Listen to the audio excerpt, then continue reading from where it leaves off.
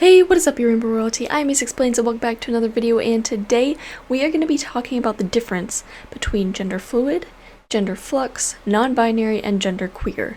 So I just wanted to make this video to talk about the differences and see what are the little nuances that make a difference between all the four. So let's just start with gender fluid, and gender fluid means that somebody's gender changes over time. So when I say changes over time, they may be feeling female, for example, in the morning, and then the next day they could be feeling more masculine or like a male. The next day they might feel non-binary, or even like later in that day they might feel non-binary. So with gender fluid, somebody's gender, as in the name, is very fluid. So it's never really set in stone. It might be set in stone for a good period of time, but how they feel about their gender can vary throughout the day, throughout the year, etc. So their gender is very fluid and they move through different genders. It could be all the genders, it could just be some specific genders, but the gender that they feel during the day can change.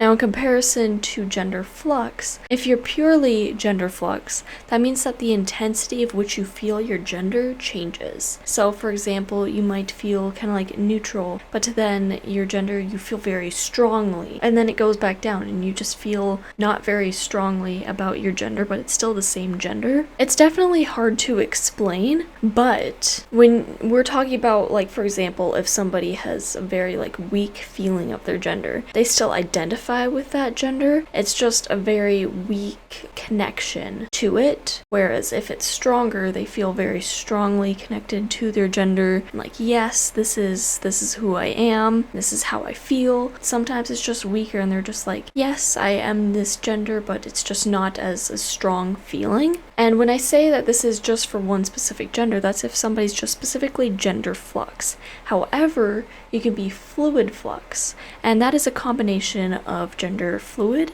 and gender flux, where somebody not only changes the intensity of which they feel the gender, but the gender that they are actually feeling or experiencing changes as well. So one day they might feel very weakly female, and then another day they might be feeling very strongly non-binary. So the gender and the intensity changes. So next is non-binary, and when we say non-binary, it's a pretty big umbrella term that basically says that somebody's gender identity is not under the typical gender binary of male or female. So how they identify as their gender is outside of just those two binaries. So it's outside the gender binary, so that's why we call it non-binary. And genderqueer is similar to non-binary, and sometimes people use them interchangeably, but genderqueer basically means that somebody's gender does not fit into the typical gender norms and kind of like the gender binary as well, where they aren't just female or male, but rather their experience of their gender is greater than that, and they don't fit into those gender norms or binaries as with non-binary, which is why genderqueer and non-binary can be used interchangeably, but sometimes they are not as well, and that is perfectly okay. And sometimes the distinction between non-binary and genderqueer can be more distinct depending on the person, and that is perfectly okay, and just listen to whatever the person feels about their gender and whichever gender identity they choose to use. So hopefully this video was helpful and taught you some of the differences between some of these things. And if you have any video suggestions, please leave them in the comment section down below. And thank you for watching, and I will see you guys in the next one.